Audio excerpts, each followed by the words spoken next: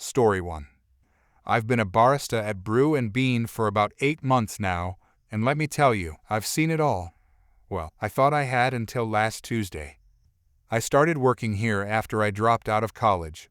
My parents weren't thrilled about it, but the truth is I was drowning in student debt and failing classes I couldn't afford to retake. The coffee shop gig was supposed to be temporary while I figured out my next move, but honestly, I've grown to love it. There's something satisfying about crafting the perfect cup and seeing customers smile when they take that first sip. Our manager is pretty cool about most things. She backs us up when customers get unreasonable, and she's taught me that we don't have to accept abuse just because we're in the service industry. That philosophy was about to be put to the ultimate test. It was around 2 p.m. on a Tuesday when she walked in. You know, the tight, perfectly styled hair, expensive handbag, and an expression that suggested the world had personally wronged her. She marched up to the counter like she owned the place. "Karen, I need a medium cappuccino with oat milk, and I need the foam to be perfect." Absolutely perfect. Me, of course, coming right up. I made what I thought was a pretty decent cappuccino. The foam was smooth and creamy, just the right temperature. I handed it over with a smile. "Karen, this is completely unacceptable. Look at this foam. It's not symmetrical at all. I need you to remake this immediately." I looked at the drink. The foam looked fine to me, but hey, customer service, right? Me, no problem at all. I'll make you a fresh one. I made the second drink, paying extra attention to the foam. I even used a toothpick to smooth out any imperfections. "Karen, this is still wrong. Can't you see how uneven this is? The left side is completely different from the right side. Are you even trained to do this job?" Me, I'm sorry about that. Let me try again. Third attempt. I spent a solid 5 minutes just on the foam, making sure it was as even as possible. "Karen, unbelievable. This is worse than the first two. I'm going to need you to make this again. And this time, actually pay attention to what you're doing." By now, other customers were starting to stare. I could feel my cheeks burning with embarrassment, but I kept my composure. Me, absolutely. I'll get this right for you. Fourth attempt. I was practically sweating at this point. I used every technique I'd learned to create the most symmetrical foam possible. "Karen, this is ridiculous. How hard is it to make foam that doesn't look like it was done by a 5-year-old? Make it again." That's when my manager stepped in. She'd been watching from behind the espresso machine, and I could see she'd had enough. "Manager, ma'am, I understand you're particular about your drink, but my barista has already remade it 4 times. They're doing an excellent job. This will be the final remake." "Karen, excuse me. Did you just tell me this is the last one? I'm the customer here. I'll decide when my drink is acceptable." "Manager, we're happy to accommodate reasonable requests, but we've gone above and beyond here. One more drink, and then we'll need to move on to help other customers." I made the 5th cappuccino with shaking hands. I knew whatever I produced wouldn't be good enough for her, but I gave it my best shot anyway. "Karen, this is absolutely pathetic. I've never received such terrible service in my life." Before anyone could react, she grabbed the cup and hurled it across the cafe. The hot coffee and foam went flying, splattering all over a businessman who was working quietly on his laptop at a corner table. The man's laptop was completely drenched, coffee dripping from the screen and keyboard. The entire cafe went silent. The businessman slowly stood up, coffee dripping from his expensive suit, and looked at his ruined laptop. Then he looked at Karen with the calmest expression I'd ever seen. "Businessman, well, this is interesting. Karen, maybe next time you won't sit so close to the counter. That's what you get for eavesdropping." The businessman pulled out his phone and made a quick call. "Businessman, hey honey, it's me. I'm at your coffee shop, and we have a situation. Someone just destroyed my laptop." "Yes, the one with all the Morrison case files." "No, I'm fine, but I think we need to discuss damages." My manager's eyes went wide. She hurried over to the businessman. "Manager, oh my God, I'm so sorry. Are you okay? We'll pay for dry cleaning and… Wait, did you just say this is my coffee shop? Businessman, I'm married to the owner. And yes, that laptop had about $3,000 worth of legal software on it, plus irreplaceable case files. The color drained from Karen's face. Karen, look, I didn't mean. It was an accident. Businessman, ma'am, I'm a lawyer. I just witnessed you deliberately throw a cup of hot coffee across a public establishment, destroying my property and potentially endangering other customers. This wasn't an accident. He turned to my manager. Businessman, can you get me the security footage and a copy of her receipt? I'll need both for the insurance claim and the lawsuit. Karen, lawsuit. You can't sue me. I was just upset about bad service. Businessman, I absolutely can. Property damage, potential assault charges, and given that this happened in my wife's establishment, I'd say we have a pretty solid case. My manager was already pulling up the receipt information and calling our security company for the footage. Manager, Karen, I'm going to need to ask you to leave. You're banned from this establishment, and you'll be hearing from our lawyers about the damages. Karen, this is insane. All of this over coffee foam. Businessman, no ma'am. This is about you assaulting a customer and destroying property because you couldn't handle a minor inconvenience like an adult. As Karen stormed out, still ranting about how unfair everything was, the businessman turned to me. Businessman, are you okay? That could have hit you instead. Me? I'm fine, thank you. I'm really sorry about your laptop. Businessman, not your fault at all. You handled that situation perfectly. My wife is lucky to have employees like you. 2 weeks later, my manager told me that Karen had been billed for the laptop replacement, the software licenses, data recovery services, and the businessman's dry cleaning. The total came to over $4,000. She tried to dispute it, but the security footage was pretty clear about what happened. I'm still working at Brew and Bean, and I still love making coffee. But now I have a story that beats anything my coworkers can tell. Sometimes I wonder if Karen ever learned to handle disappointment better, but honestly, I doubt it. Some people never learn that the world doesn't revolve around their perfect foam art. Story 2. I'm a software developer who travels for work about twice a month, mostly boring business trips to client meetings. After 5 years of this routine, I thought I'd seen every type of airport drama possible. I was wrong. The day started badly when my morning meeting ran 3 hours over schedule. My client decided last minute that they wanted to completely restructure their database, which meant I had to miss my original 2 p.m. flight and scramble to get on the 6 p.m. departure instead. I barely made it to the airport with 30 minutes to spare before boarding. I was already stressed and tired when I got to gate B12. The boarding area was packed since our flight had been delayed by an hour due to weather. I found a spot near the back of the general boarding line, pulled out my phone, and tried to relax. That's when she showed up. A woman in her 50s with perfectly styled blonde hair and a designer handbag that probably cost more than my monthly rent came storming toward the gate. She was talking loudly on her phone, and I could hear every word from 20 feet away. Karen, yes, I'm at the gate now. This is absolutely unacceptable. I shouldn't have to wait with all these people. She hung up and marched straight to the front of the priority boarding line, cutting past about 15 people who had been waiting patiently. The gate agent, a young guy who looked like he was maybe 22, politely tried to help her. Gate agent, ma'am, can I see your boarding pass and ID, please? Karen, of course you can. I'm priority platinum, so I board first. She waved her phone in his face, showing what looked like a boarding pass on her screen. The gate agent squinted at it for a moment. Gate agent, I'm sorry, ma'am, but this shows you have a basic economy ticket. Priority Platinum isn't a real boarding group for our airline. Karen, excuse me? Do you know who I am? I fly more than you probably make in a year. Gate agent, I understand you travel frequently, but according to our system, you're in boarding group 4. That'll be called in about 10 minutes. The woman's face turned red, and her voice got louder. Everyone in the gate area was starting to stare.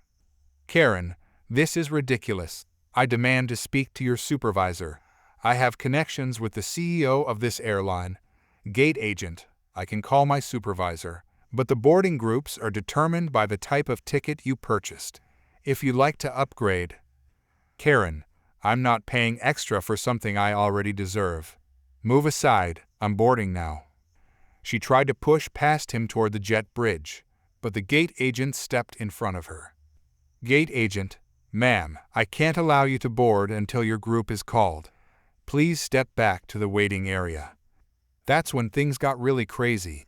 The woman started screaming at the top of her lungs. "Karen, this is discrimination. You're treating me this way because I'm a successful woman. I'm going to sue this airline. I'm going to have your job." The gate agent remained surprisingly calm, probably used to dealing with difficult passengers. But Karen wasn't done. She pulled out her phone again and started recording him. "Karen, everyone look at this. This employee is refusing to let me board even though I'm priority platinum. This is going viral." A few people near the front pulled out their phones too, but I could tell they were recording her, not supporting her. She was making such a scene that security should have been called already. "Gate agent, ma'am, please lower your voice. There are families with children here." "Karen, don't you dare tell me to lower my voice. I'll raise my voice as much as I want." Then she did something that shocked everyone in the terminal. She walked over to the emergency exit door right next to our gate and yanked the alarm handle. The sound was deafening. A piercing siren filled the entire concourse, and red lights started flashing everywhere. Within seconds, an automated voice came over the intercom. "Automated voice, emergency alert activated. All passengers remain calm and await further instructions from airport personnel." Karen stood there with her arms crossed, looking satisfied with herself. "Karen, there. Now maybe someone will take me seriously. This is how important I am." The gate agent was frantically talking into his radio, and I could see airport security running toward us from 3 different directions. Other passengers were looking around confused and worried. A mother near me picked up her toddler, clearly frightened by the alarms. Within 2 minutes, 6 SA agents and 4 airport security officers surrounded our gate. The lead SA agent, a stern-looking woman in her 40s, walked straight up to Karen. SA agent, "Ma'am, did you activate this emergency alarm?"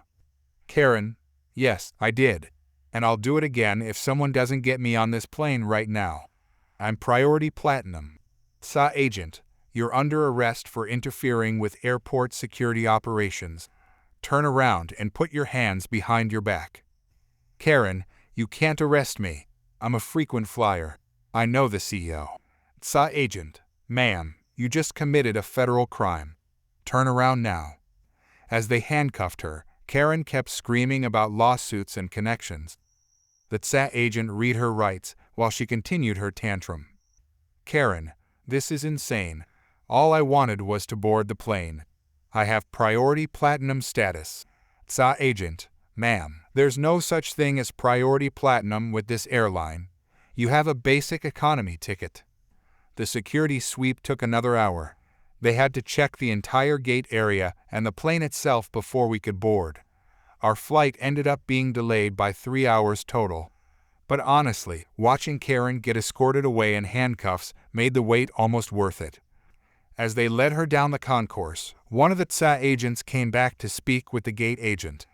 I was close enough to hear their conversation. "SA agent, we've contacted the airline's security department. She's banned from flying with you guys for 12 months minimum.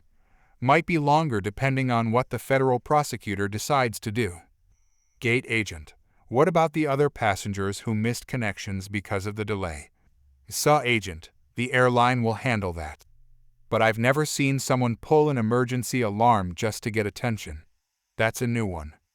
When we finally boarded, the gate agent made an announcement apologizing for the delay and explaining that anyone who missed connections would be rebooked at no charge. The passengers who had been standing near Karen during her meltdown were sharing their videos and laughing about the whole situation. I ended up sitting next to an older gentleman who witnessed the entire thing.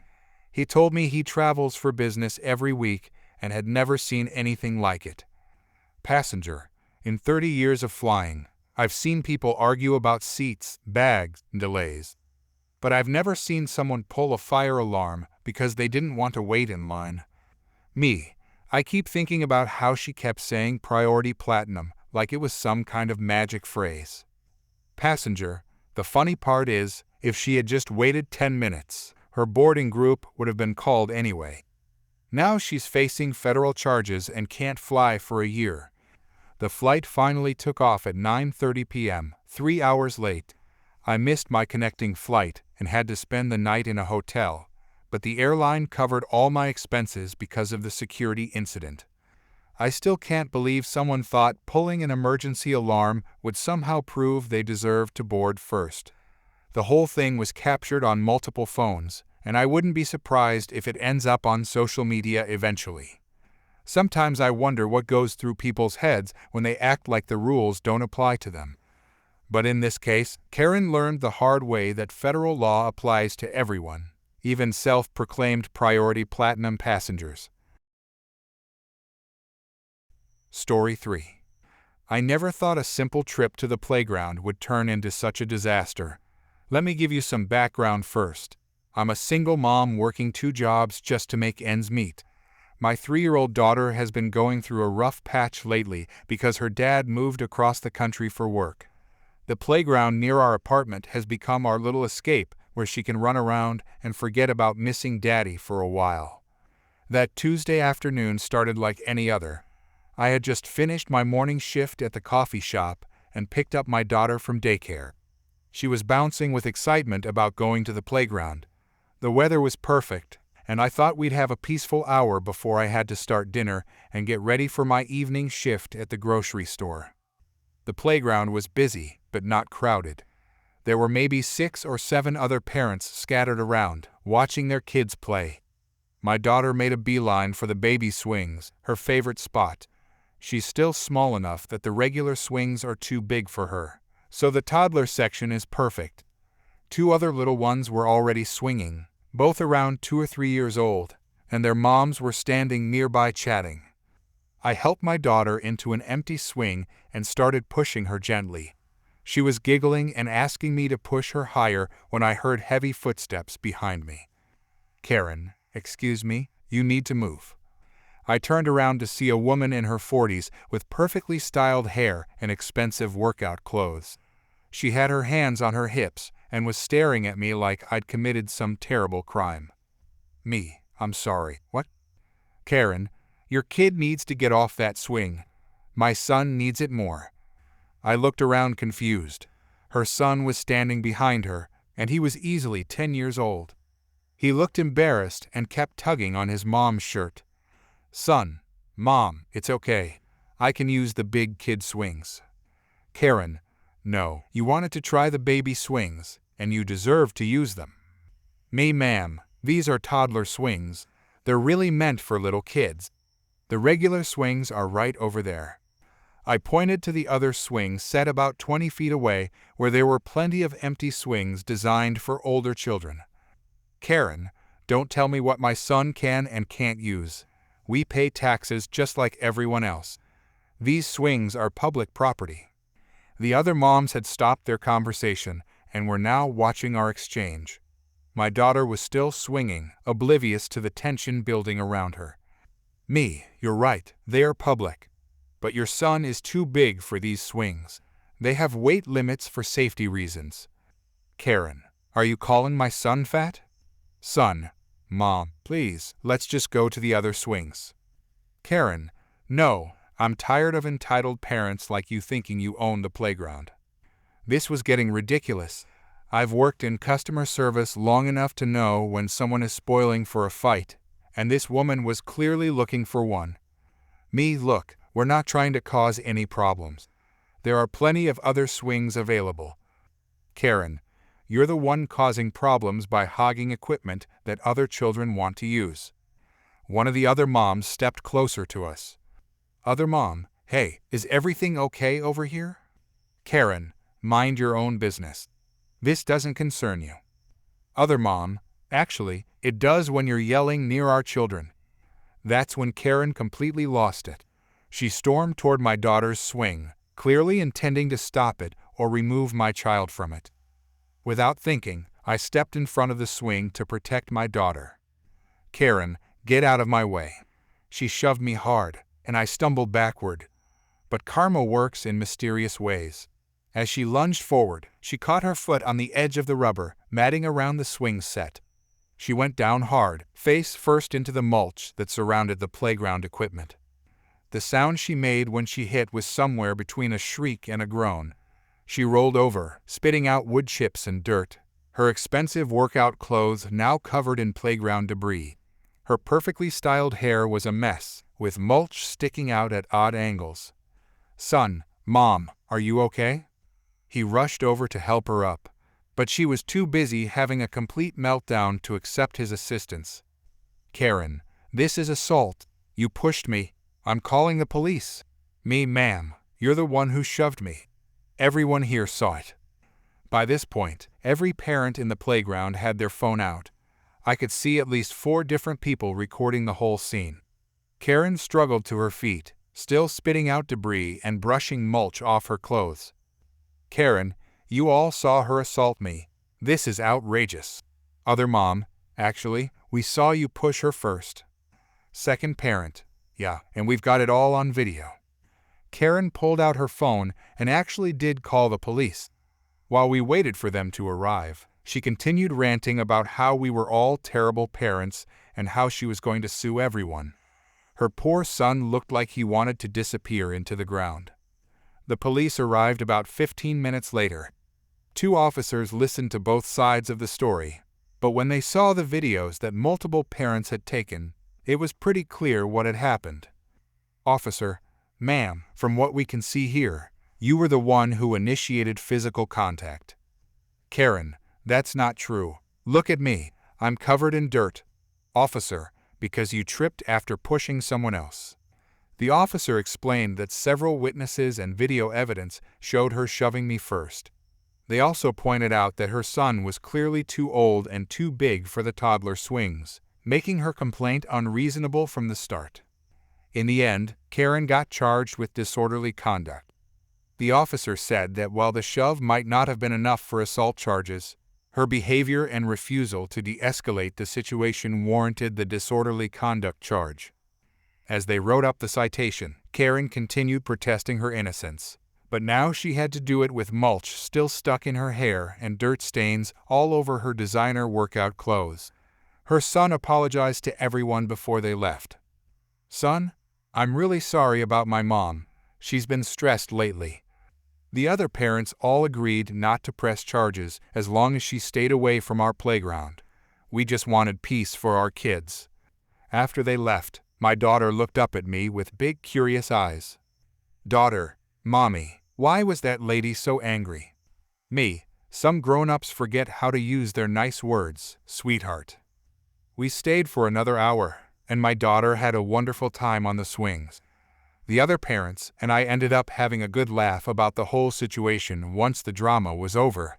One of the moms even sent me the video later, just in case I needed it for any legal issues. The best part? That video ended up going viral on social media. Someone tagged it with "Playground Karen gets what she deserves," and it got hundreds of thousands of views. Karen's face was clear as day in every single recording, showing her pushing me and then falling into the mulch. The comments were brutal but hilarious. I never saw Karen at that playground again, which was perfectly fine with all of us regular parents. My daughter still loves the swings, and now we have the most ridiculous story to tell when she's older about the time a grown woman threw a tantrum over toddler swings and face planted into mulch for her trouble. Story 4. I'm a single dad with twin 6-year-olds, and after saving up for over a year, I finally booked us a long weekend at Sunset Resort. It was supposed to be our first real vacation since their mom and I divorced 2 years ago. The backstory is pretty simple. I work 2 jobs to make ends meet, and my kids rarely get to do fun stuff like other families. When I saw the resort had a huge pool area with a kiddie section and water slides, I knew it was perfect. The kids had been talking about it for weeks, and I'd promised them we'd spend most of our time at the pool. We arrived Friday afternoon and immediately headed to the pool area after checking in. The place was beautiful crystal blue water, plenty of lounge chairs, and a separate shallow area for kids. My twins were absolutely thrilled and jumped right into the kiddie pool with their inflatable rings and beach balls. Everything was perfect until Saturday morning. We got to the pool around 10 a.m., and there was this woman already there, spread out across 3 lounge chairs with towels, magazines, and what looked like a full spa setup. She had sunglasses on and was lying there like she owned the place. My kids started playing in the kiddie pool again, splashing and laughing like normal 6-year-olds do. They weren't being particularly loud or anything, just having fun in the water designated for children. But apparently, this bothered the woman. "Karen, excuse me, can you please control your children? Some of us are trying to relax here." "Me, they're just playing in the kiddie pool. That's what it's for." "Karen, well, I was here first, and their noise is completely ruining my sunbathing experience. This is supposed to be a peaceful resort." I looked around and noticed there were other families with kids playing too. It was a family-friendly resort, not some adults-only retreat. I tried to be polite. "Me, I understand you want to relax, but this is the family pool area. There's an adults-only section on the other side of the resort if you prefer quiet." "Karen, I'm not moving anywhere. I paid good money for this vacation, and I shouldn't have to deal with screaming children." My kids weren't even screaming, they were just playing normally. But I didn't want to cause drama, so I told my twins to try to play a little quieter. They looked confused but nodded and continued their game. About 20 minutes later, I was helping one of my sons with his goggles when I heard a splash behind me. I turned around to see Karen had actually thrown one of my kids' beach balls into the bushes behind the pool area. "Me, hey, what are you doing?" "Karen, those toys are creating too much noise when they hit the water. If you can't control your children's volume, I'll control their toys." She then grabbed their inflatable ring and tossed that into the bushes too. My kids started crying, and other families around the pool were staring in disbelief. "Me, you can't just throw other people's property away. Those belong to my children." "Karen, well, maybe you should teach them some manners and consideration for others." I was getting really angry, but I didn't want to escalate things in front of my kids. I climbed over the fence to retrieve their toys from the bushes while trying to calm my crying children down. A few other parents came over to help and comfort my twins. When I got back with the toys, I thought maybe we could just move to a different part of the pool area. But Karen wasn't done. She apparently decided that if she couldn't have perfect silence, nobody was going to enjoy the pool. I watched in shock as she walked over to the pool equipment area and actually unplugged the filtration pump. The humming sound stopped, and you could see debris starting to settle in the water. "Other guest, what did you just do?" "Karen, if people can't be respectful of others trying to relax, then maybe nobody should get to use this pool today." That's when I decided I'd had enough. I walked over to the resort staff member who was cleaning tables nearby. "Me, excuse me, but that woman just unplugged your pool equipment and has been harassing families with children all morning." The staff member looked over just as Karen was walking back to her lounge chair setup, looking quite satisfied with herself. Staff member: "Ma'am, did you tamper with the pool equipment?" Karen: "I'm just trying to get some peace and quiet. These people with their noisy children are ruining everyone's vacation."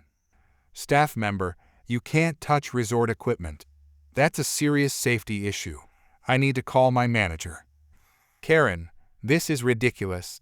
I'm a paying guest, and I have rights too." Within 10 minutes, the pool manager and security arrived. Karen launched into this dramatic speech about how families with children shouldn't be allowed at the resort and how her vacation was being ruined. She demanded that all the kids be removed from the pool area during her designated sunbathing hours. Pool manager: "Ma'am, this is a family resort. Children are welcome in all areas during operating hours. More importantly, tampering with safety equipment is grounds for immediate removal from the property. Karen, you can't kick me out. I paid for this room, and I know the owner of this place. Security guard, we need to escort you back to your room to pack. Your reservation is being canceled effective immediately. Karen, this is discrimination. I'm going to sue everyone here. You'll be hearing from my lawyer. As security escorted her away, she was screaming at other guests about how they'd all ruined her vacation and how the resort would be sorry for treating her this way. The whole scene was absolutely bizarre. The pool manager apologized profusely to all the families and confirmed that Karen's entire stay was canceled with no refund. They plugged the filtration system back in and gave all the kids free ice cream from the pool bar. My twins asked me why the angry lady was so mean, and I just told them that sometimes grown-ups forget how to share and play nicely with others. We ended up having an amazing rest of our vacation. The staff went out of their way to make sure we felt welcome, and my kids still talk about it as the best trip ever. I heard from one of the other guests that Karen tried to argue with the front desk for hours, claiming she had connections and demanding her money back. But the resort stood firm. Tampering with safety equipment was an automatic ejection with no refund policy. Security had to escort her off the property when she refused to leave voluntarily. Sometimes entitled people really do get what they deserve. Story 5. I work at a mid-sized accounting firm downtown. I've been there for about 3 years now, and honestly, it's been a pretty decent place to work. Good benefits, reasonable hours, and most of my coworkers are genuinely nice people. The only exception has always been this one woman I'll call Karen. Karen started working here about 6 months after I did. From day one, she had this attitude like she knew better than everyone else about literally everything. She'd correct people's grammar in emails, tell people their lunch choices were unhealthy, and constantly volunteer herself to organize events that nobody asked her to organize. Management seemed to tolerate her because she was technically good at her job, but the rest of us just learned to avoid her when possible. The thing that really got under my skin was how she treated our office potlucks. We have them quarterly, and they're usually pretty fun. Everyone brings something homemade or store-bought. We eat together in the break room, and it's a nice way to bond with coworkers. But Karen always acted like she was some kind of food safety inspector. She'd walk around the table making comments about how this looked undercooked or that looked like it had been sitting out too long. I'm vegetarian, which Karen knew because she'd made snide comments about it before. She always brought these elaborate meat dishes and would make a big show of talking about how protein-deficient vegetarian food was. It was exhausting. So when our latest quarterly potluck came around last month, I decided to bring something special. I spent my entire Sunday making this amazing vegetarian lasagna from scratch. I'm talking homemade pasta sheets, 3 different kinds of cheese, roasted vegetables, fresh herbs, the works. I was actually pretty proud of it and excited to share it with my coworkers. The potluck was set for Thursday at noon. I got to work early that morning and put my lasagna in the office refrigerator with a little note saying it was vegetarian. When lunchtime rolled around, I headed to the break room to help set up. That's when I saw Karen standing at the head of the table like she was giving a presentation. She had brought this huge casserole dish filled with what looked like some kind of beef and bean chili. Karen, everyone, before we start eating, I need to make an important announcement about food safety. A few people gathered around, mostly just being polite. I started arranging the other dishes people had brought. There was a nice variety, including my lasagna, some sandwiches, a fruit salad, and several other homemade items. Karen, I've been doing research on foodborne illnesses, and I'm concerned about the safety of some of these dishes. My chili has been prepared according to proper food safety guidelines and kept at the correct temperature. I really think it's the only safe option here today. I looked up from arranging the silverware. Me, what are you talking about? Everyone brought their food this morning. It's all fresh. Karen, you can't be sure about that. Some of these dishes could have dangerous bacteria. People don't always follow proper food handling procedures at home. My coworker from it rolled his eyes. Karen, it's just a potluck. We do this every quarter. Nobody's ever gotten sick. Karen, well, there's always a first time. I'm just trying to look out for everyone's health and safety. She kept going on about food temperatures and contamination, while people started serving themselves from various dishes anyway. Most people were just ignoring her and having normal conversations while they ate. I served myself a good portion of my lasagna, along with some of the fruit salad and a sandwich. It felt good to see other people trying my dish and complimenting it. A few people even asked for the recipe. Karen was standing off to the side with a plate of only her chili, shaking her head disapprovingly as people ate the other food. Karen, I just can't believe people are willing to risk food poisoning like this. Don't come crying to me when you're all sick tomorrow. Karen, can you please just let people enjoy their lunch? This is supposed to be fun. Karen, fun isn't worth a trip to the emergency room. After about 20 minutes, people started heading back to their desks. I went to the bathroom, and when I came back to grab my leftover lasagna, I noticed something was wrong. There were chunks of meat and beans scattered across the top of my dish.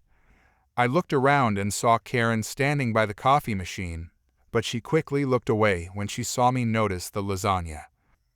Karen, did you put chili on my vegetarian lasagna? Karen, I have no idea what you're talking about. There's literally meat and beans on top of my dish. It was fine when I left 5 minutes ago.